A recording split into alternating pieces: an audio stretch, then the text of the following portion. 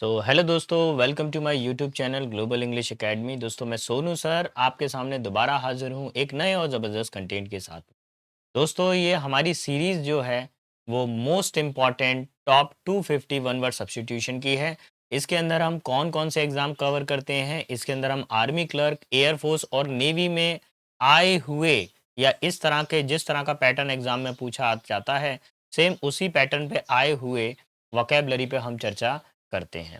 आज बेटा हम लोग जो सेशन करने वाले हैं, देखिए मैं पिछली क्लास के अंदर 1 से लेके 60 तक तो कंप्लीट करा चुका हूँ और आज का जो सेशन होने वाला है वो 61 से आगे की तरफ हम लोग बढ़ेंगे।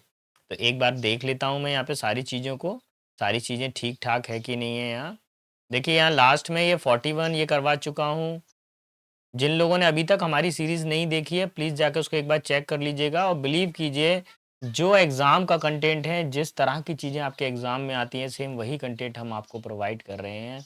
जिस दिन आपका सिलेक्शन होगा, आप खुद ही लौट कर कमेंट बॉक्स में लिख के जाओगे कि सर जो आपने हमको पढ़ाया, जो कंटेंट आपने दिया, वो वैसा का वैसा ही एग्ज़ाम के अंदर बना।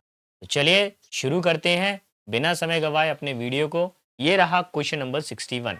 अभी तक हम कितने कर लिए हैं? 60 कंप्लीट कर लिए थे। लास्ट सेशन में हमारी यहाँ पर हुई थी क्लास और अब जो स्टार्ट कर रहे हैं वो नेक्स्ट सेशन यहाँ से कर रहे हैं 61 से। A place for storage of arms and ammunition. Arms का मतलब होता है हथियार और एम्यूनिशन मतलब बारूद वगैरह, गोला बारूद। अब ये कब आया था? आर्मी क्लर्क 2022 का क्वेश्चन है। क्या उसको स्टोर कहा जाता है, आर्सेनल कहा जाता है, बेस कहा जाता है या डिपोट कहा जाता है? तो एक बार चेक कर लेंगे। स्टोर किसको बोलते हैं? स्टोर वो जगह होती है जहाँ पर सामान वगैरह को हम स्टोर करके रखते हैं। जैसे आर्मी वालों ने अपने बैग रख रखे हैं, ये सब स्टोरेज हो। आर्सेनल वो होता है जहाँ पर हथियारों को रखा जाता है, जैसे गन रखी हुई है, मिसाइल्स रखी हुई हैं, ये सब आर्सेनल होता है। बेस कैंप कहाँ होता है? The operation military is install. Base camp वो होता है, एक बड़ा एरिया होता है जहाँ पे एरोप्लेन उतर सकता है, टैंक उतर सकता है, जहाँ पर आप मार्च पास्ट कर सकते हैं। डिपोट एक ऐसा एरिया होता है जहाँ से माल को सप्लाई किया जाता है। तो अभी हमसे क्या पूछा गया है बताइए? हमसे पूछा गया है ऐसी जगह जहाँ पर हथियारों को सुरक्षित रखा जाता है। तो आंसर लग जाएगा बेटा बी फॉर बॉम्बे। आर्सेनल मतलब शास्त्रागार, जहाँ पे शस्त्रों को रखा जाता है तो शास्त्रागार हो जाएगा। ठीक है। Next question number 62।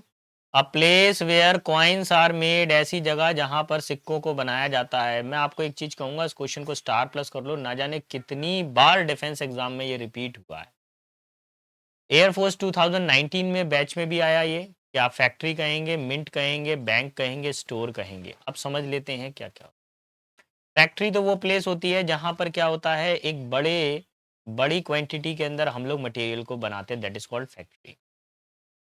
मिंट वो जगह होती है जहां पर the currency production facility, mint वो जगह होती है जहां पर सिक्कों को बनाया जाता है। बैंक आपको मालूम ही है, जहां पर हम पैसे का लेन देन करते हैं। स्टोर आप लोग शॉपिंग करने जाते हैं तो स्टोर हाउस होते हैं या मार्ट वगैरह होते हैं। अभी हमसे पूछा गया है ऐसी जगह जहां पे सिक्कों को बनाया जाता है, that is called option number B mint. इसको बोला जाएगा टकसाल। हिंदी में क्या बोलते हैं इसको? टकसाल बोलते हैं। ठीक है। Question number next. A home, a shelter for dog. ऐसी जगह जहां पे डॉग रहते हैं उनको क्या कहा जाता है? तो अग्निवीर 2023 का क्वेश्चन है ये। क्या उनको होम कहा जाता है, कैनल कहा जाता है, डेन कहा जाता है, केज कहा जाता है? क्या कहा जाता है देख लीजिए हम। होम तो ऐसी जगह जहां पर हम लोग निवास करते हैं। डेन होती है गुफा, है ना, जंगली जानवरों के रहने के लिए गुफा। केज होता है पिंजरा और कैनल होता है जहां पे डॉग को रखा जाता है। तो ऑप्शन नंबर बी इसका करेक्ट आंसर हो जाए। ठीक है। नेक्स्ट क्वेश्चन पर आ जाते हैं। Where wild animal live. ऐसी जगह जहां पर वाइल्ड एनिमल रहते हैं उसको क्या बोला जाता है? नेवी एसएसआर 2022 बैच का ये क्वेश्चन आया है। क्या उसे पेन कहा जाता है, लेयर कहा जाता है, फॉरेस्ट कहा जाता है, केव कहा जाता है? चेक करते हैं। देखिए पेन वो एरिया होता है, जैसे यहाँ पे देखिए पिग है। पिग जिस एरिया के अंदर रहते हैं, पिग शीप जो इस एरिया के अंदर रहते हैं उसको बोला जाता है पेन, है ना। लेयर होती है गुफा जहां पर जंगली जानवर रहते हैं। फॉरेस्ट मतलब जंगल और केव का मतलब भी गुफा होती है। केव में क्या होता है, कोई जानवर रह सकता है, नहीं भी रह सकता, लेकिन लेयर के अंदर वो ऐसी जगह होती है जहां पर जंगली जानवर रहते ही रहते हैं। Option number B will be final answer, layer. Question number next पर आ जाइए। Space where animal hides are 10, ऐसी जगह जहां पर जानवरों की जो स्किन को उतारा जाता है उसको क्या बोला जाता है टेक्निकल में। ये क्लर्क में आया है 2019 के अंदर। क्या फैक्ट्री कहेंगे, टेनरी कहेंगे, मिल कहेंगे या स्टोर कहेंगे, क्या कहा जाएगा, चेक कर लेते। फैक्ट्री तो अभी आपको बता दिया गया, ऐसी जगह जहां पर क्या होता है काफी सारा मटेरियल स्टोर किया जाता है, दैट इज कॉल्ड फैक्ट्री। मिल वो जगह होती है जहां पर कपड़ों का निर्माण किया जाता है, टेक्सटाइल का। स्टोर हाउस आपको मालूम है जहां पर कंज्यूमर गुड और रिटेल, जहां पर हम शॉपिंग टाइप का करते हैं। और टेनरी वो प्लेस होती है जहां पर एनिमल स्किन को उतारा जाता है, उसको साफ किया जाता है, फिर लेदर प्रोडक्ट बनाए जाते हैं। So option number B. Next question number 66 पर आइए। 66 क्या बोल रहा है, trees grow without underbrush, इसको क्या कहा जाता है। आर्मी क्लर्क 2021 का क्वेश्चन है। क्या फॉरेस्ट कहेंगे, ग्रोव कहेंगे और चार्ट कहेंगे या फिर पार्क कहेंगे। फॉरेस्ट सभी को मालूम है जंगल होता है, एक ओपन एरिया हो गया। ऑर्चार्ड क्या होता है, यहाँ पर क्या होता है केवल फ्रूट्स उगाए जाते हैं, केवल फ्रूट्स की बागवानी होती है, केवल फ्रूट्स को हम जगह फलों का उद्यान हो जहाँ पे फल का बागीचा हो, that is called orchard. Park में आप सभी लोग मालूम है, सभी लोगों को पता है मॉर्निंग में हम घूमने फिरने जाते हैं पार्क में, है ना, ये हो गया पार्क। और ग्रूव क्या होता है, ग्रूव में होता है द डिस्टिंक्टिव ट्री ग्रूव, जैसे ये पेड़ों का जो झुंड है ये, है ना, ये खास एरिया है इस पेड़ों के लिए, खास तरह की वैरायटी के पेड़ों के लिए जो एरिया होता है वो क्या कहलाता है, ग्रूव कहलाता है। तो option again option number B लगेगा। आई थिंक इसके सारे ही आंसर ऑप्शन नंबर बी लग रहे हैं। क्या कर दिया टाइपिस्ट ने, क्या बोला था, चलो ठीक है, फिलहाल अपना आंसर तो आ ही रहा है ना, याद तो है ना आप लोगों को, मैं आगे से ध्यान रखूंगा। A raised place on which offering to the god are made, एक ऐसी जगह जहां पर भगवान को ऑफरिंग किया जाता है, जहां पर भगवान को जो भी हम चढ़ाएंगे, फूल पत्ती पानी, जैसे यज्ञ हवन करते हैं, उसको क्या बोला जाता है। तो देखिए ध्यान, स्टेज तो वो प्लेस होती है जहां पर सब लोग ड्रामा प्लेस करते हैं, that is called stage. The performance platform, platform the public discuss stand, platform वो होता है जहां पे पब्लिक डिस्कस करती है। Table the functional work surface, अब जैसे टेबल के ऊपर देखो ये सामान को रखकर काट पीट रहा है ये। और अल्तार क्या होता है, जहां पर आप भगवान को जो भी परोसेंगे, है ना, मिठाई वगैरह जो भी देंगे वो क्या कहलाता है, अल्तार। अच्छा, अल्तार को दो मीनिंग होते हैं, एक तो उसको यज्ञ भी बोला जाता है, और अगर कहीं पर कोई बलि दी जाए तो बलि वेदी, है ना, ठीक। तो यही ऑप्शन लगेगा, option number B. Next question पर आते हैं। A list of heading of business to be transacted at the meeting, एक लिस्ट बनानी है बिजनेस डिटेल की, जिसमें कब कौन कौन सी मीटिंग होगी उसकी जानकारी आपको देनी होती है, तो उसको क्या कहा जाएगा, जान लेते हैं हम लोग। शेड्यूल्ड, टाइम टेबल और एजेंडा प्लान। देखिए ये वाला जो क्वेश्चन है ये कई बार एग्जाम में रिपीट हो चुका है, तो शेड्यूल के बारे में चर्चा कर लेते हैं। Schedule the chronological milestone tracker होता है, ये होता है शेड्यूल हमारे पास, ठीक है। तो जैसे करके, जैसे कंस्ट्रक्शन कर रहे हैं, ये कब किसका काम होगा, क्या होगा, पहले कौन आएगा, कौन से मजदूर पहले काम करेंगे, कौन सी बिल्डिंग पहले बनेगी, ये शेड्यूल हो गया। टाइम टेबल में स्कूल का एक टाइम टेबल होता है, हालांकि शेड्यूल और टाइम टेबल लगभग एक जैसे ही यूज होते हैं। प्लान में आप किसी चीज का प्लान बना रहे हैं, ये देखिए। और एजेंडा क्या होता है, agenda the formal meeting discussion list, agenda में क्या होता है कि एक लिस्ट बनाई जाएगी कि आज हम इस पे चर्चा करेंगे। अभी देश के अंदर एलपीजी की समस्या बहुत आ रही है ना, गैस सिलेंडर नहीं मिल रहा, तो वो एजेंडा बना रहे हैं कि भाई पहले किस एरिया में देना चाहिए, क्या पहले सिटी में जाना चाहिए कि पहले विलेज में जाना चाहिए, तो ये एक एजेंडा होता है। तो option number C will be final answer. Allowance paid to wife on legal separation, अलग होने पर महिला को दिया जाने वाला खर्चा। देखिए शादी हो गई, शादी के बाद में हस्बैंड वाइफ में बनी नहीं, और अब ये क्या कर रहे हैं, सेपरेट हो रहे हैं, तलाक ले रहे हैं, डाइवोर्स कर रहे हैं। तो डाइवोर्स के बाद में जो खर्चा दिया जाता है वाइफ को, उसको क्या कहा जाता है। क्या उसको फंड कहा जाता है, फंड तो आप लोग धन जो जमा करते हो वो होता है। क्या उसको सैलरी कहा जाता है, क्या वाइफ को सैलरी दी जाती है, नहीं भैया शादी के बाद कोई सैलरी नहीं है। क्या वाइफ को कोई पेमेंट दिया जाता है, बिल वगैरह, नहीं। शादी के बाद में क्या होता है, जब जब हस्बैंड वाइफ सेपरेट हो जाते हैं तो वाइफ को अलग से खर्चा दिया जाता है। देखिए हस्बैंड की फेस देख लीजिए और वाइफ का फेस देख लीजिए, आपको अंतर समझ में आ जाएगा किसको फायदा हुआ है किसको नुकसान। Option number A. एलिमनी का मतलब होता है शादी के बाद में तलाक के बाद वाइफ को दिया जाने वाला खर्चा। अ list of books available in the library, किताबों की एक लिस्ट जो लाइब्रेरी में अवेलेबल हो उसको क्या कहा जाता है? नेवी एसएसआर 2021 का क्वेश्चन है। क्या बिब्लियोग्राफी कहा जाएगा, कैटलॉग कहा जाएगा, मैन्युस्क्रिप्ट कहा जाएगा, इंडेक्स कहा जाएगा? इमेजेस के थ्रू हम लोग देखते हैं क्या कहा जाएगा। देखिए बिब्लियोग्राफी वो होती है जिसमें हम क्या करते हैं, किताबों को लिखते हैं, उनके रिटर्न का सिस्टम देखते हैं। कैटलॉग वो होता है, कैटलॉग से हमको पता चलता है कि कौन सी बुक किस कॉलम में किस जगह पे रखी हुई है, या जैसे मान लीजिए रिलीजियस बुक का अलग कॉलम बना हुआ है, पॉलिटिकल बुक्स का अलग बना हुआ है, मैथमेटिक्स का अलग बना हुआ है, जीके बुक का अलग कॉलम बना हुआ है, तो उसका पूरा जो रिकॉर्ड होता है वो कैटलॉग में होता है। मैन्युस्क्रिप्ट वो होता है जो हाथ से लिखा जाए, मैनुअल लिखा जाए, मानव के द्वारा लिखा जाए, that is called manuscript. Index क्या होता है, जैसे आप कॉपी बनाते हैं स्कूल के अंदर, तो जब वो फर्स्ट जो कॉपी का जो पेज होता है वो इंडेक्स पेज होता है। इंडेक्स में आप लिखते हैं कि कौन-कौन से चैप्टर हो गए, कौन-कौन से नहीं हुए, उसका पूरा डिटेल आपके पास में रहता है। तो फिलहाल अभी आंसर क्या करोगे? अ list of books available in library. Library में जो किताबें हैं उनकी जो लिस्ट होती है उसको क्या कहा जाता है? तो सिंपल सा मीनिंग निकल आया आपके पास में, ऑप्शन नंबर बी कैटलॉग। ठीक है? इसको ग्रंथ सूची भी कहा जाता है। देखिए अगर आपको हमारा पढ़ाना पसंद आ रहा है तो प्लीज़ मेरे चैनल को लाइक शेयर सब्सक्राइब ज़रूर करिएगा। मैं आपको एक चीज़ का भरोसा दिलाता हूँ कि ये जो वीडियो में मैं टॉप 250 वन वर्ड सब्स्टिट्यूशन देने वाला हूँ, अगर ये कोई बच्चा कर लेता है तो इस बात की गारंटी है कि 2026 2026 के अंदर उसकी जॉब पक्की है बेटा। क्योंकि ये जो कलेक्शन मैं लेकर आया हूँ, बिलीव कीजिए टॉप मोस्ट रिपीटेड कलेक्शन है, बार-बार एग्ज़ाम में पूछे जाने वाला कलेक्शन है। बस आपको याद नहीं रहता है, आप याद नहीं कर पाते हैं, लंबे समय तक याद नहीं रख पाते हैं। इसलिए मैं आपके लिए इमेजेस लेकर आया हूँ, कि इमेज की हेल्प से आप समझें कि इस तरह का कंटेंट आ रहा है सर, इस तरीके से याद रखने का प्रोसेस है। और बहुत-बहुत माइंड ऐसे-ऐसे वर्ड लेकर आया हूँ जो बिल्कुल क्लोज़ रिलेशन रखते हों। जिससे आप समझ पाएँ कि क्या अगर पेपर में हमारा ऐसा आ गया वर्ड तो हम कैसे टिक करें। और बाकी जितने भी ऑफ़लाइन वाले बच्चे हैं बेटा, उनका तो बेटा ये ध्यान रखिए 100% इंग्लिश में आपका बिल्कुल भी पेपर गड़बड़ नहीं होगा, ये मेरी जवाबदारी है क्योंकि ऑलरेडी ऑफ़लाइन 4 घंटे क्लासेस चल रही है।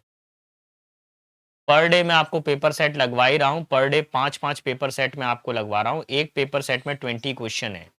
तो आपका टोटल कितना क्वेश्चन लग रहा है पर डे? 5 टू ज़ा 100 क्वेश्चन आप पर डे लगा रहे हो यार।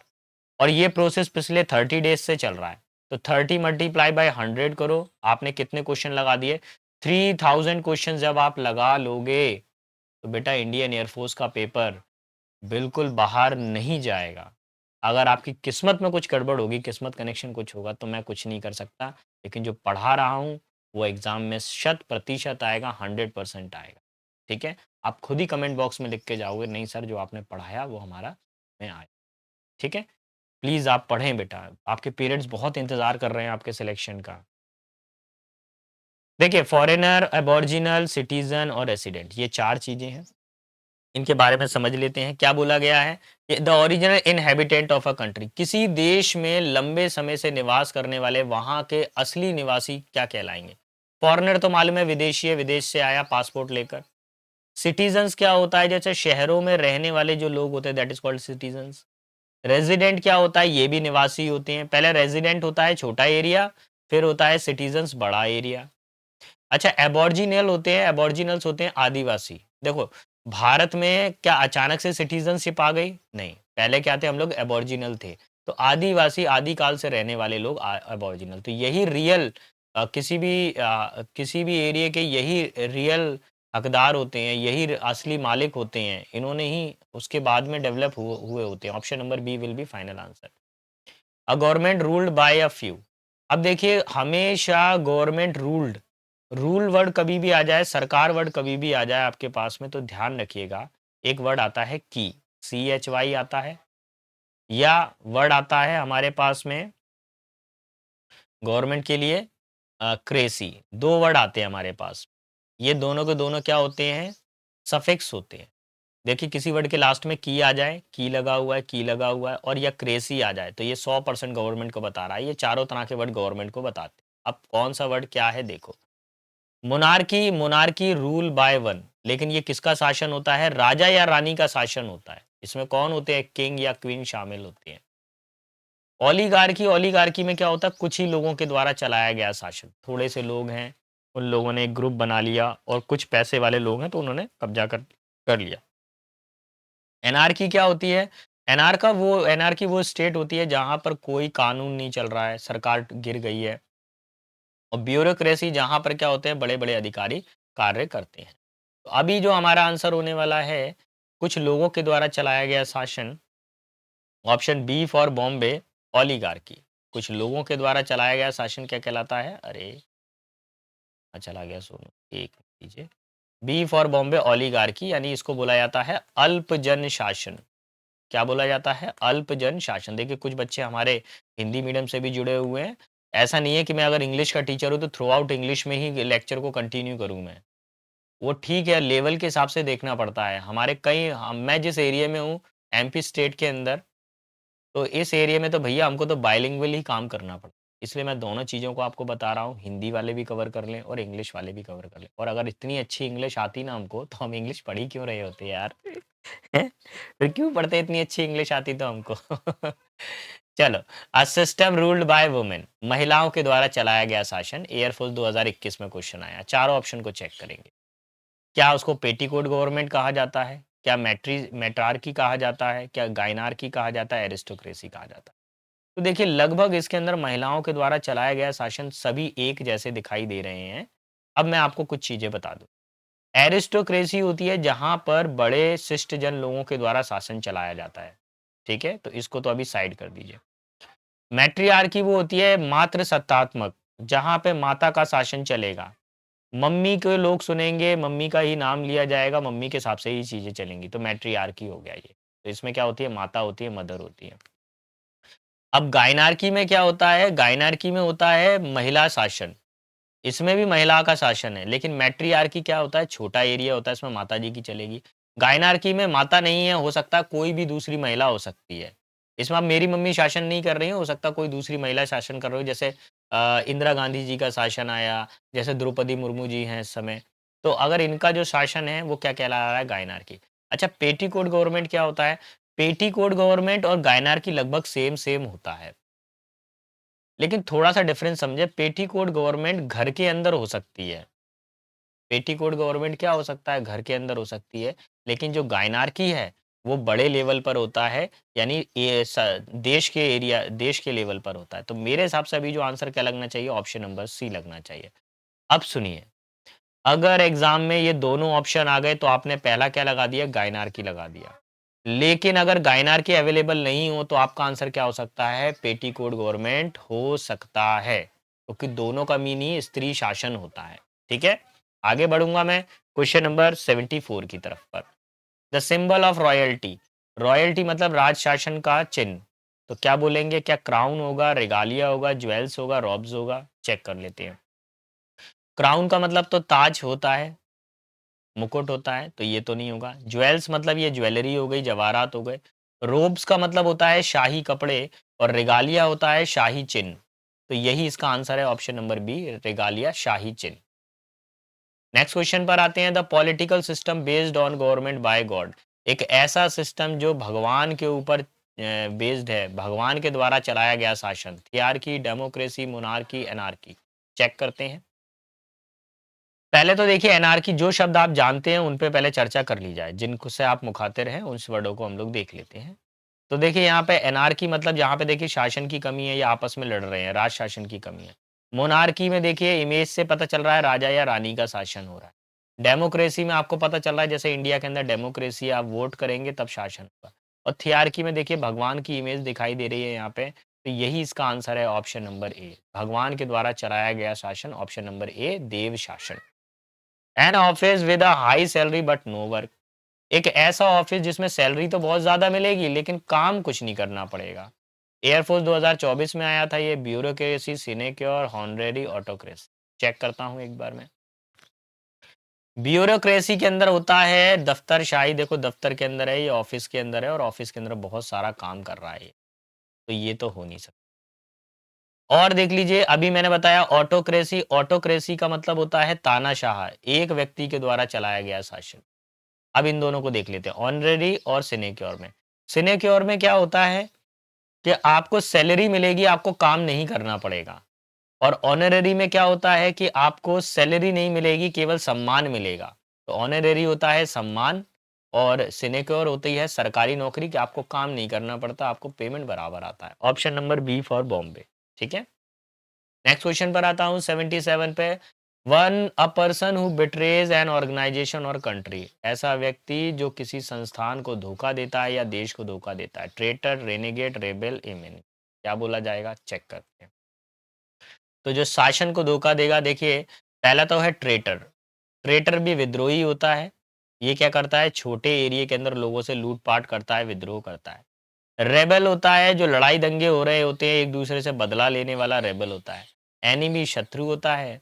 और रेनेगेड होता है एक बड़े एरिया में कब्जा करने वाला, बड़े एरिया को धोखा देने वाला। देखिए ट्रेटर हो सकता है छोटे एरिया में हो सकता है, रेनेगेड क्या होता है, बड़े एरिया में होता है। तो अभी जो एग्जाम के अकॉर्डिंग इसका आंसर लगेगा वो लगेगा रेनेगेड। ठीक है, तो ऑप्शन नंबर बी फॉर।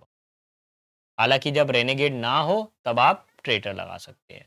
78 पे, room leading into a large room, पहले एक रूम हो और उस रूम से निकलकर जब हम बड़े रूम की तरफ जाएं तो उसको क्या बोला जाएगा, hall, anteroom, lobby, corridor. Check करते हैं। हॉल तो ये आ गया हमारा सीधा, इसमें कोई दूसरा रूम नहीं आएगा, डायरेक्ट डायरेक्ट एंट्री करोगे और एक हॉल मिल जाएगा। ठीक है, लॉबी में क्या होता है कि जैसे मान लीजिए एक खुला स्पेस होता है ना, होटल रूम के अंदर आपने एंटर किया, एक खुला स्पेस होगा, वहां पर रिसेप्शन वगैरह सब बना हुआ है, वो लॉबी हो जाएगा। कॉरिडोर आपने देखा है, अगल बगल में कमरे बने हुए हैं होटल रूम में, ये बीच में से ये जो एरिया गया दैट इज कॉल्ड कॉरिडोर। और एंटे रूम में क्या होता है, एक छोटे कमरे में से निकलकर आप एक बड़े कमरे में आ जाते हैं, तो that is called ante room. Option number B for bomb. ठीक है, चारों तरह की चीजों में डिफरेंस समझ में आ गया। चलिए अब आ गए हम सेकंड लास्ट क्वेश्चन पर। A van use to transport serious patient को ले जाने वाली गाड़ी को क्या कहा जाएगा। ये तो बहुत आसान हो गया, वैन, एम्बुलेंस, बस, ट्रक। तो देखिए कोई पेशेंट है, पेशेंट को ले जाने के लिए क्या वैन आती है, नहीं। बस आती है, नहीं। ट्रक आता है, नहीं। क्या आता है, ambulance. Option number B for bomb. Free hit question था ये। और एक लास्ट क्वेश्चन आज के सेशन का, और ये लास्ट नहीं कहेंगे, मैं आपको एक चीज बता दूं, कल मैं आपके लिए दोबारा से रात को 9 बजे हाजिर होऊंगा और आपके लिए मैं इंपॉर्टेंट क्वेश्चन लेकर आऊंगा। कल हम 81 से लेकर 100 तक करेंगे इसको। ठीक है, आज हम लोग कहाँ तक कंप्लीट कर लेंगे, 80 तक कंप्लीट कर लेंगे। और ध्यान रखिएगा ये क्लास आपकी कंटिन्यू है, जब तक आपका एग्जाम नहीं हो जाता तब तक ये क्लास हमारी कंटिन्यू चलती रहेगी। One who is present all over, जो सभी जगह पर प्रेजेंट हो उसको क्या कहा जाता है, omni potent, omni present, omnivorous और ओमनीशिएंट। देखिए कभी भी ओमनी वर्ड आ जाए तो ओमनी का मतलब क्या होता है, ऑल होता है। ओमनी का मतलब क्या होता है, ऑल होता है। अब इससे बनने वाले बाकी वर्डों को देख लेते हैं, पोटेंट, प्रेजेंट, वोरस और शिएंट। इसके लिए हम इमेजेस पे जाते हैं। पोटेंट होता है सर्वशक्तिमान, जिसपे जिसके पास में सारी ताकतें हों, है ना, जैसे ईश्वर। ओमनी प्रेजेंट कौन होता है, ओमनी प्रेजेंट वो बंदा होता है जो सभी जगह पे प्रेजेंट हो, इंटरनेट पे भी है, न्यूज़पेपर में भी है, सोशल मीडिया पर भी है, omni present. Omni vores, vores का मतलब होता है ईटर, बहुत भयानक तरीके से खाने वाला, प्लांट्स को भी खा जाएगा, एनिमल्स को भी खा जाएगा, जो डेयरी जो भी प्रोडक्ट मिलेगा सबको खा जाता है ओमनी वोरस। ओमनीशिएंट, शिएंट मतलब साइंस, जो सब कुछ जानता है, विज्ञान सब कुछ जानता है। तो क्या बोला गया, हु प्रेजेंट एवरीवेयर, जो सभी जगह पे प्रेजेंट हो। So option number B for bomb. ठीक है दोस्तों, आई होप आपको हमारा पढ़ाना पसंद आया होगा। अगर पढ़ाना पसंद आया है तो प्लीज़ चैनल को लाइक शेयर सब्सक्राइब करना ना भूलिएगा। मैं सोनू सर मिलता हूँ आपसे नेक्स्ट वीडियो में कुछ इसी तरह के ज़बरदस्त कंटेंट के साथ में। तब तक के लिए सारे बच्चों को बेस्ट ऑफ लक। जय हिंद, जय भारत।